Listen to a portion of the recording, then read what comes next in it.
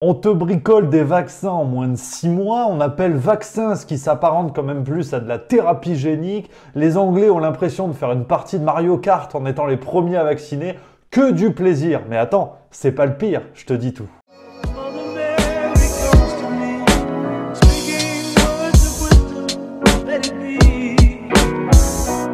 Ah ouais, c'est chaque jour est une surprise, c'est le calendrier de l'avent de la rigolade sanitaire. Et là, j'ai trouvé deux petites infos, tu vois, qui vont te plaire. Peu de médias en ont parlé, c'est que du lol. Allez, on commence le petit tour de ces dernières infos sur le vaccin contre le coronavirus. Accroche ta ceinture, ça va zouker. Oh, une petite parenthèse avant de continuer les rigolades. Je vais bientôt vous annoncer un projet énorme qui me tient énormément à cœur. Si ça vous intéresse, vous pouvez vous inscrire au cercle privé de Let It Be. Le lien est tout en haut de la description et vous serez les premiers à en être informés. Les membres du cercle privé de Let It Be vont recevoir un mail dans les jours à venir. Ils vont tout savoir et vous allez tout savoir. On va être bien.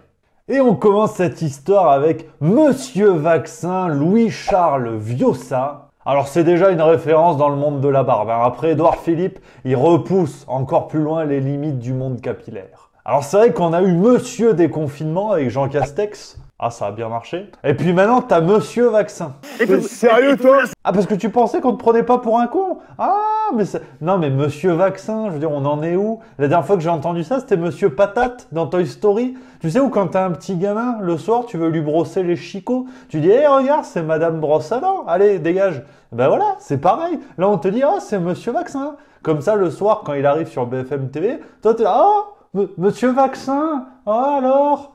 Ouais, c'est ridicule. Alors c'est vrai que Monsieur Vaccin, tu vas comprendre pourquoi il aurait quand même mieux fait de se faire injecter un peu de déontologie. Alors, tout ce que je te dis, ça sort d'un article du Monde du 3 décembre 2020, c'est-à-dire aujourd'hui. Et il faut souligner que Le Monde est quasiment le seul journal à avoir parlé de cette histoire-là, donc bravo Le Monde. Parce que c'est vrai que si on reprend la chronologie, on avait eu un effet d'annonce incroyable. Emmanuel Macron, le premier, nous avait dit oui, on va nommer un Monsieur Vaccin. C'est lui qui va piloter tout ça. Depuis, Monsieur Vaccin, on n'en entend plus trop parler. T'es là ou t'es pas là? T'es pas là? Bah où t'es que t'es? Tu sens qu'il y a eu rétro-pédalage. Même l'Élysée a communiqué pour te dire il n'est qu'un rouage parmi d'autres. Fin de citation.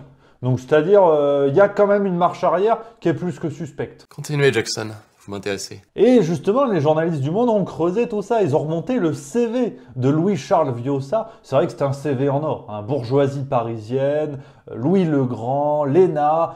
Si tu veux, mon CV, à côté, c'est un dépliant pour la foire du trône. Donc là, il n'y a pas match. Et puis c'est vrai que quand tu creuses un petit peu ce CV, tu te rends compte que Louis-Charles, Loulou, j'ai envie de l'appeler, entre plusieurs mandats politiques, notamment dans des cabinets ministériels, en septembre 2001, paf, il va travailler pour la filiale française du laboratoire américain Lilly. Alors, le nom est mignon. Lilly, tu te dis, ça doit être des médicaments, ça doit être plus ou moins des dragibus. Bon, ils sont quand même engagés dans la course au vaccin. Donc bon, voilà, pour te situer le labo. Donc voilà, si tu veux, Loulou, il commence à positionner ses billes, on est pas mal. Alors c'est vrai qu'il aime bien, tu sais, un coup privé, un coup public, ça s'appelle le pantouflage, mais à ce niveau-là, c'est plus des pantoufles. Si tu veux, il a des yachts à chaque pied tellement il est confort, le gars. Par exemple, en 2007, il devient ambassadeur français de la lutte contre le sida. Et pam, mai 2009, on le retrouve chez AbbVie Abbott, une entreprise de biopharmaceutique américaine, et il est nommé au poste de directeur des affaires institutionnelles. Alors comme ça, c'est vrai que ça veut rien dire, mais son job à Loulou, ça va être de superviser tous les lobbyistes de AbbVie Abbott qui bossent du côté des institutions européennes. C'est-à-dire qu'il leur fait un briefing tous les matins, si tu veux, vu qu'il connaît déjà les types des institutions européennes. Donc c'est pratique. Puis c'est vrai que comme Loulou, il fait bien son job, en janvier 2013, il a une promotion. Et là, il va avoir un poste, attention, j'ai l'énoncé sous les yeux, vice-président chargé des relations gouvernementales internationales. Ah, ça t'impressionne, hein? Donc voilà, tout ça avant de devenir Monsieur Vaccin tel qu'on le connaît. Alors c'est vrai que c'était la promesse du gouvernement, depuis l'annonce des premiers vaccins, transparence totale. Ah bah là, oui, c'est transparent. Les loups sont officiellement dans la bergerie, on peut pas plus transparent. Alors si, t'as peut-être le charisme de Manuel Valls, mais ça se bagarre à pas beaucoup. Merde, quand même! Donc voilà pour l'ami Loulou Viossa, le Monsieur Vaccin dont finalement on va plus du tout entendre parler, même si j'imagine que le salaire tombe à la fin du mois, mais ça c'est pas ton problème. En attendant, voilà ce qu'on pouvait dire sur cette affaire. Mais il y en a une deuxième. Eh oui, on continue. Alors tu le sais, depuis le début du coronavirus, on te parle de la transmission.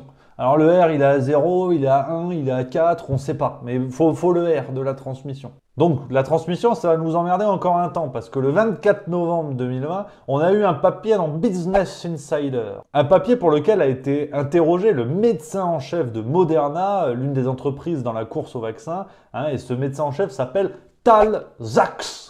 Alors, qu'est-ce qu'il nous dit, ce papier de Business Insider? J'ai les notes sous les yeux parce que ça, je ne peux pas l'inventer. Alors déjà, on a une première phrase qui nous dit que le médecin en chef de Moderna, Tal Zaks, a déclaré sur HBO que le public ne devrait pas surinterpréter les résultats des essais de vaccins et supposer que la vie pourrait revenir à la normale après la vaccination.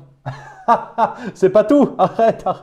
Insatiable petite fouine. Alors l'ami Talos, il nous dit également, ça c'est Tal Zaks directement qui dit ça, himself, lorsque nous commencerons à déployer ce vaccin, nous n'aurons pas suffisamment de données concrètes pour prouver qu'il réduit la transmission. Voilà, hein, fin de citation. Vous avez 4 heures pour aller vous faire en...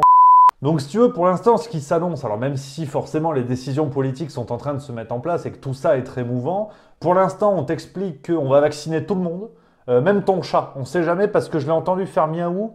C'est pas un miaou normal, donc on va voir ce qu'on... Voilà.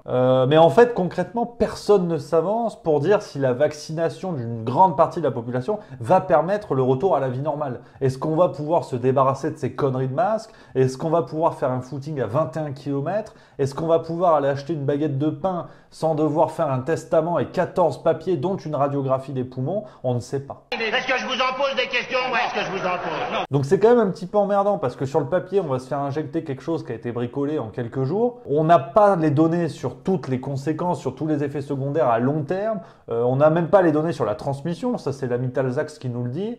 Et on ne sait même pas en fait si concrètement ça va nous permettre de changer la situation actuelle. Oui, j'entends au fond de la salle la question, mais à quoi ça sert du coup? Mais c'est pas le débat, moi je suis pas là pour ça. Après, on va dire anti-vax, non. Je veux pas de ça chez moi. En même temps, quand j'y pense, c'est facile l'accusation d'anti-vax parce que tout ce que je te dis, c'est Business Insider. Donc si lire la presse et l'actualité des vaccins, c'est être anti-vax, il y a un paquet d'anti-vax. Donc voilà ce qu'on pouvait lire, ces deux petites infos que les médias ne relayent pas beaucoup, hein, mais ça va venir, hein, sûrement en manque de temps, on ne sait pas. Donc voilà, moi ce que je pouvais vous dire à ma petite échelle, n'hésitez pas, en attendant les prochaines, à découvrir mes anciennes vidéos, les dernières vidéos Let's Read Be, elles sont là. Moi, je les trouve formidables personnellement. Sinon, vous pouvez vous abonner. Ça, c'est par là, ça fait plaisir. Et puis moi, je vous salue bien bas.